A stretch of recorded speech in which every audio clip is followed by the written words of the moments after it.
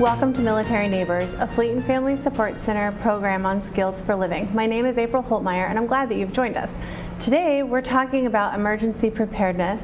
I'm joined today by the Subbase New London Installation Emergency Management Officer, Jeffrey Williams. Thank you for being here today. My pleasure. I appreciate it. So, your email tagline is failing to plan is planning to fail. I would like for us to talk about how military families can prepare for emergencies, and we're going to stick with the theme of natural disasters. So Subbase is an all-weather base here in New England, and as we learned from the town of Groton, we have everything from blizzards to hurricanes here in the area. So can you tell us more about how Subbase plans and prepares for destructive weather, be it conditions of readiness, evacuation, and possibly like having to close down the base? So with Submarine Base New London, and you're right in that we're an all-weather installation, our area of responsibility gives us the gambit of snowstorms to hurricanes and tropical storms to severe thunderstorms. We even have tornadoes in New England, and we've had them as close as Springfield in northern Connecticut. A couple years ago, or quite a few years ago, we actually had a tornado warning here in the town for a suspected funnel cloud that was off the coast. So we do get those types of weather events, and we have to prepare for each one. Each one comes with its own certain amount of activity that we have to prepare for. You mentioned conditions of readiness. That's our tropical cyclone condition of readiness, and that deals with hurricanes and tropical storms. And we go through a range of 5, which we are in currently now, tropical cyclone condition of readiness 5, which we just do as a precautionary measure once we get to hurricane season every year, which hurricane season runs from June 1st to November 30th, so we'll be in T-Core 5 throughout that period of time. We'll escalate through 4, 3, 2, 1, depending, they're all time specific, so we have to be at T-Core 1 12 hours before the eye of the storm arrives. I hate to say when the storm arrives, because some of these storms can be hundreds of miles across, and we would start seeing some wind and rain effects long before the eye gets to us. So these T-cores are when the eye actually is forecast to come aboard. So things you can do to plan for tropical cyclones, and I want to hit on that because we're in hurricane season, and we are actually keeping our eye on a very active tropical picture right now. If you're at home, just look at what kinds of things around your house could be missile hazards, could be picked up by the wind and either become dangerous to you or your family, or can damage property. So your trash cans, some people have, dog houses outside, or grills, outside furniture should be brought in.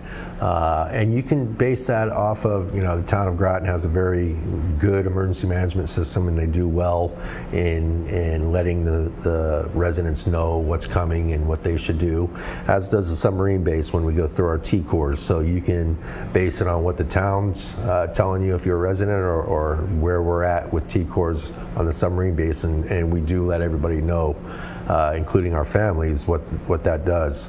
So, make sure you're bringing things in. Check your drainage around your house. A lot of times, especially in the fall, and that's the most active part of hurricane season, when the leaves start falling, those drains start getting clogged with leaves, and that's going to cause backup for water and cause flooding for you in your home, or your work building, your office if you're on the base. Just make sure those drains are cleared. Things you can do inside. Have that kit. We talk about having a kit. So we always say you should have 3 days of water, food, medicines, that kind of stuff. And that's because it'll take about 3 days before help can really, or assistance can really get to you. You have to remember, if it's a major storm, trees come down, power lines come down, we have to be able to clear roads. And that includes the base, not just out in town. Be able to clear those roads so we can get vehicles to where they need to be. And that could take up to 3 days, depending on the priority list that the commanding officer sets for how we need to clear things. So you should have those kits ready, and we can talk about those kits a little bit later. Snowstorms, same thing. You're going to see maybe if it's a blizzard or really heavy wet snow. We all feel that on our backs when we're trying to shovel it. Well, it has the same effect on tree limbs and power lines. So you can see power outages, tree limbs come down. So you take precautions there. You can throw, I like to use the kind of snow melt that's animal safe. So you can throw animal safe snow melt down if you have pets at home, or just the regular salt if you prefer, just to pre-treat those to make sure your sidewalks are good and not so much clearer, but it gives you kind of a footing so you don't slip as much. So and watch the weather. Listen to what emergency management is telling you to do, whether it's on the town side or on the base. We'll always give you plenty of time to prepare. We'll give you, ideas how to prepare, and we'll make sure that we get as much information to you and your sailor or your family as we can in preparation for anything that might be coming our way. So that's my next question, actually, is how are the conditions of readiness, closures, any pertinent information? What channels do you guys use to communicate that with personnel and their family members? So on the base, if you're on the base and if you have an NMCI account, so your Navy.mil account, that's directly linked into our computer desktop notification system and our ad hoc system, which if you've ever heard the giant voice go off during our monthly testing or whenever we have an exercise on the base, it's usually accompanied by a phone call to your desk phone and an email. So that's one of the ways that we communicate with you. That pop-up email or alarm you get on your computer will give you the information you need there, or tell you where you need to go to get that information. We'll also use the giant voice depending on what the situation is, if we need to get a real quick emergent notification out. And then we make sure we use the regular channels, email systems. We have, if it's a tropical cyclone, we have department head meetings, we have tenant meetings.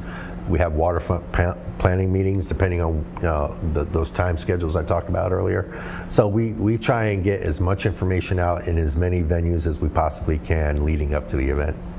You had mentioned quite a bit of steps regarding preparedness for hurricanes. So can you give me like your top three for that? So the top three, when you're preparing for tropical cyclones, whether it's a tropical storm or hurricane, have a plan. What is your plan? In the military, if you're on active duty or if you spend any time with the military, you know that the sailor is probably going to be on the base, whether they're an essential personnel or just preparing before they're released to go home. So what's your plan? What is the plan if your family has to stay at home and you're on the base doing your job? Make sure your family's prepared. Do they have all the necessities that we talk about and you've seen if you've been in a hurricane-prone area before? Water, food, flashlights with fresh batteries, battery-operated radio. Make sure your cell phones are charged up.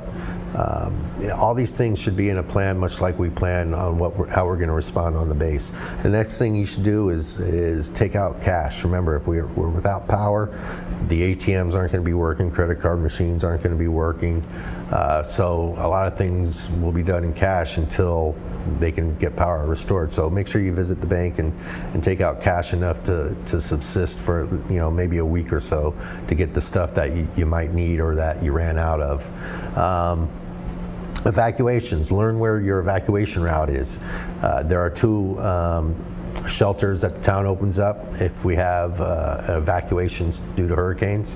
One is the Groton Senior Center, and the other one is Fitch Senior High School. Find out where those are in proximity to you, how to best get there. The town will always evacuate prior to a storm, so you won't be traveling through any flooded roads or anything. Just the best routes to get there and exactly where they're at. And above all, if you're not already subscribed with the town, or if you don't already visit the town's website, and you're living out in Groton at least, but you should always check with whatever town you're living in. Make sure you understand their website and how they convey their information to you. Groton has a system, it's called Connecticut CT Connect. It's much like our ad hoc CDNS system on the base. You can enroll in there, and any alerts that Groton sends out via phone messaging, you'll get those alerts on whatever devices you enrolled for. So, check out CT Connect and make sure you're up with that too. So plan, cache, emergency evacuation routes, and then communication. Okay, all right. What about for blizzards? Blizzards are much the same way. You might not have evacuations, but you definitely could have power outages. You could be stranded at your house until snow plows can come through. Plows try and keep up, but as we've seen with blizzards before, sometimes the amount of snow that's falling in a very short time precludes them from being able to do that. So the same plans you would have minus the evacuations, minus the cache that you have for a hurricane, you're going to want with a blizzard too, just in case you get stranded at home. Have plenty of food, water. The power will go out, so make sure you have fresh batteries, battery operated stuff. Keep your cell phones charged. The one thing I want to stress with blizzards, if the power goes out, do not try and heat your home with your gas grill or any kind of propane camping stove, because that gets into CO2 and you don't want to operate that stuff inside. There are propane heaters you could buy if you want to put that in your disaster kit for a winter type event. I would recommend that you get those. Don't try and heat with anything that's not an approved type heater. All right. What about military families with special needs? What are some things that you would recommend? So special needs, military families or otherwise, because Groton and the subbase happen to be an emergency planning zone because of the Millstone power plant, and that triggers an extra function that the town is required to pay attention to, and that's our special needs population. So every year, the state actually mails out to every resident in town a special needs application card, and if you have a special needs child or person in your home, you can fill out this card, you mail it back, it's at no cost to you, goes back to the state, and then they send it to the appropriate town. So Groton gets theirs, and what Groton does is they break it up into fire districts, because Groton has fire districts, to include the subbase. So the subbase fire department, any special needs person that's living in housing, the subbase fire department will get a copy of that list so that they know where these people are. Should you need a little extra help in evacuation, there's things on there you can say that you're on oxygen, or you're on an oxygen device that requires electricity, so that we know that you need that. There's people who've sent in stuff because they're insulin dependent. So any type of special need you have, when you get that card, even if you think that you don't qualify, go ahead and fill it out and send it in, just so that gives either subbase fire department or the town of Groton, if you're living out in town, the knowledge that you're there, you have a special requirement. If they need to evacuate you, they understand that. Okay, and then what about pets? Pets. So we learned a very unfortunate lesson from Hurricane Katrina. When it blew through New Orleans, the evacuations were ordered, and a lot of people refused to leave their pets behind. And because of that, a lot of people perished in that storm. Not surprisingly, the pets survived. Animals are very good at surviving in adverse conditions. But because of that, President Bush then came down, and he ordered a presidential order that said that if you evacuate a person, you have to evacuate their domestic pet as well. That compelled towns to come up with pet shelter plans, and so a lot of towns will now open a pet shelter either in conjunction with the Red Cross shelter, and there's a very significant difference there, or within close proximity to the Red Cross shelter. Red Cross shelters are run by the Red Cross, not by the town. They're supported by the town, but they're run by the Red Cross, and they cannot accept anything outside of service animals. So it's the town's responsibility to open a pet shelter close enough to that shelter so that you as a resident can visit your pet while you're in the shelter. So it's a law. You can bring your pets. There are certain pets that they just can't accept, such as different kinds of birds, some reptilians. They'll accept turtles and things, but snakes and that kind of stuff they won't accept. But really, again, check with your town if you have especially exotic pets, to see what they do accept. Another one is large animals, livestock. Check with your town to see what they do about livestock. Okay. Well, we're gonna take a break here. So we're gonna take a quick break, and when we come back, we're gonna learn more about disaster preparedness and recovery with Jeffrey.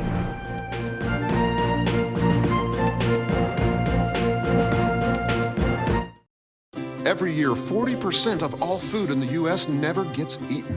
40%. That's almost half the food we produce.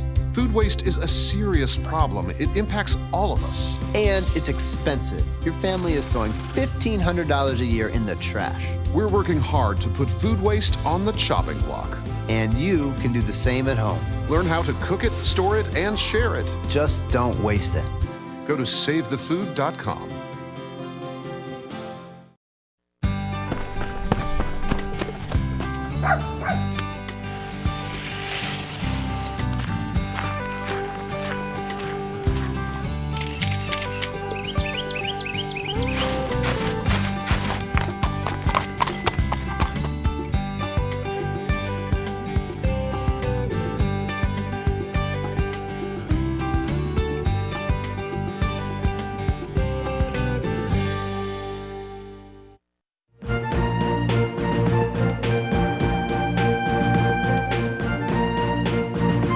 Welcome back to Military Neighbors. Today we're talking with Jeffrey Williams from Subbase New London about disaster preparedness. So before, in our previous portion of the segment, we're talking about pets. One of the other questions I did want to ask before we move into with recovery aspect of things is regarding renter's insurance and service members who live in government quarters or the privatized housing out in town. What would be your recommendations for that? So it's interesting you bring that up, because there was actually just a policy change that came out, and I'm not quite sure the effective date. I want to say it's September, October, but for sailors that are living in PPV housing, renter's insurance is included in the cost of their housing. That's no longer going to be the case as of, again, I'm not quite sure of that effective date. I think it's September, October, which means that sailors will have to be responsible with providing their own renter's insurance. And that's something that is, whenever you live in an area like we live in, where you have all these hazards that can be thrown at you. And interestingly enough, I'm thinking back to to Tropical Storm Irene, which was a Halloween storm. We went right in from Irene into a nor'easter like a week later. So we were still recovering from Irene, and then we had a nor'easter.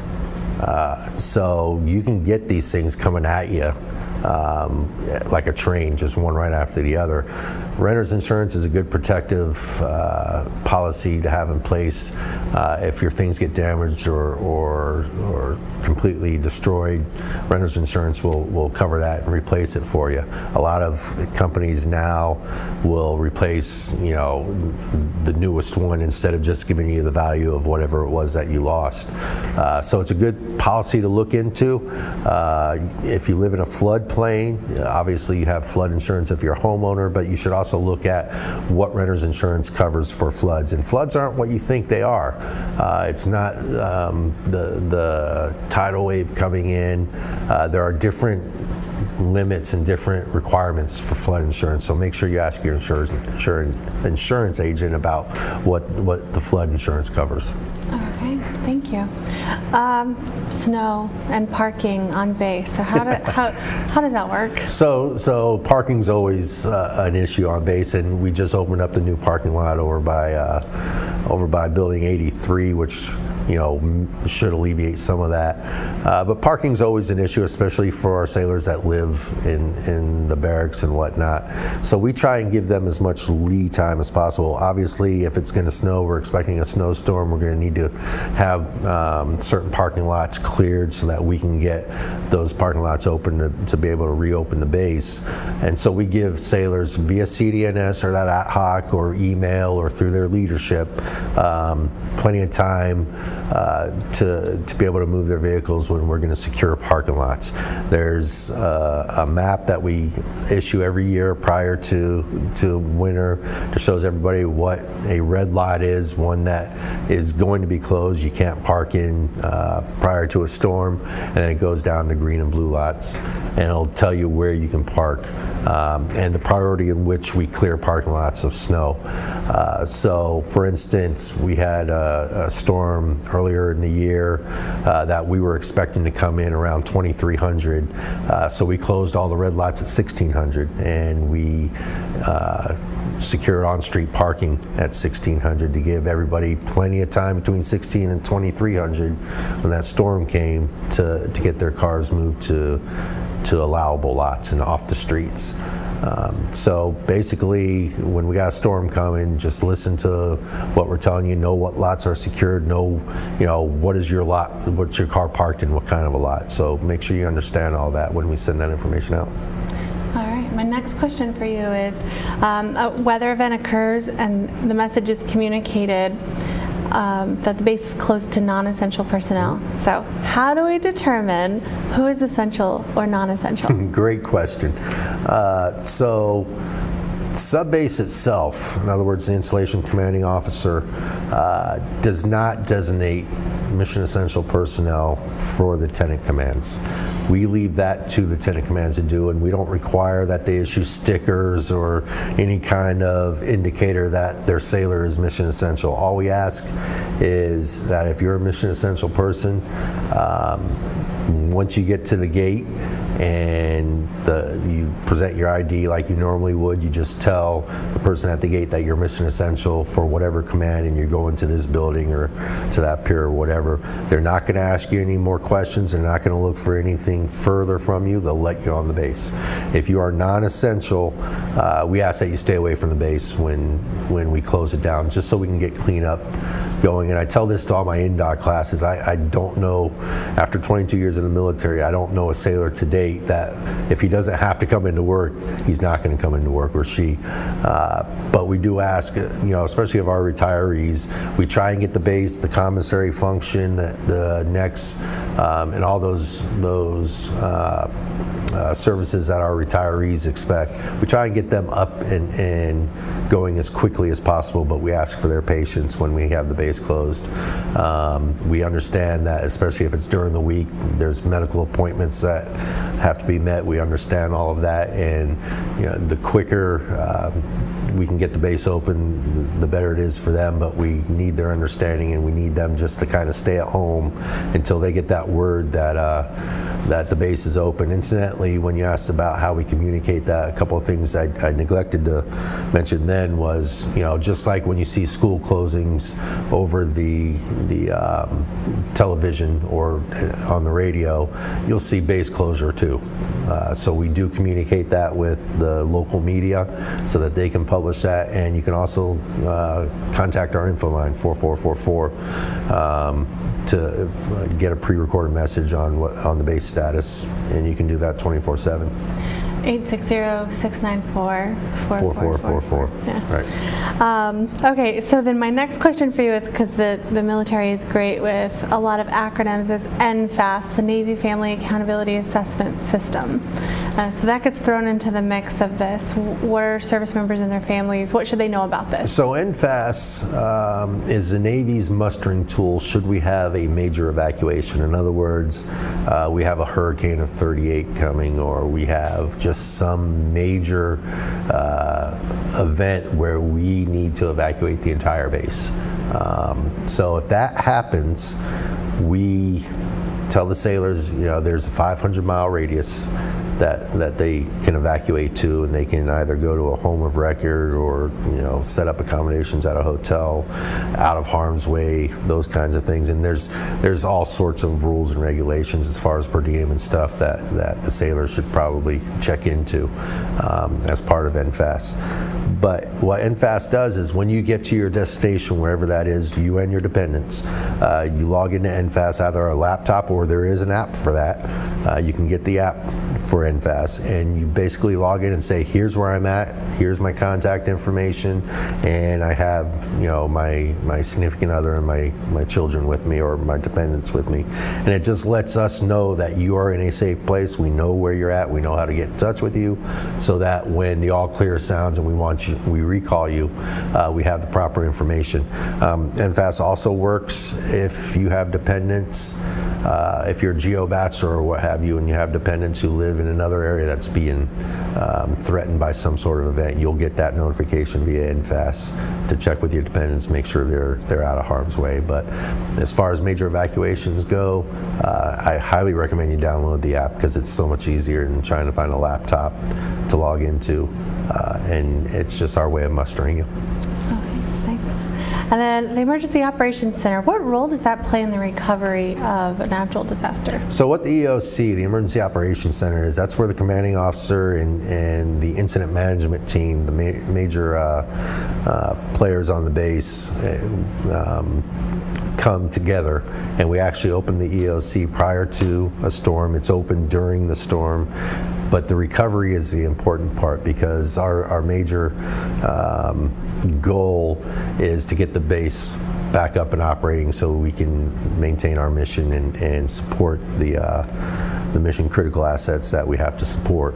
So everybody gathers in the EOC, the commanding officer, myself, you know, fire, security, port ops, public works, everybody who needs to deal with recovering the base and getting back to our operational mission gathers in the EOC, and we all come together and we figure out the best way it is. We prioritize, like when I talked about roads, you know, that's where we make the decision what roads need to be open first, what roads or parking lots need to be plowed first if it's a snowstorm, and we make those plans and we implement those plans right out of the Emergency Operations Center.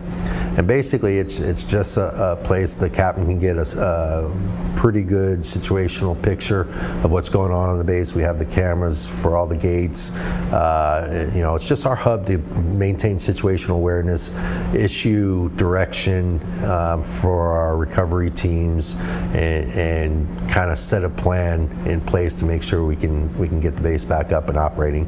And it allows us to communicate with the region too down in Norfolk and let them know what we're doing. All right, so that's more of the inside of the base, and then there's a component to that called the Emergency Family Assistance Center.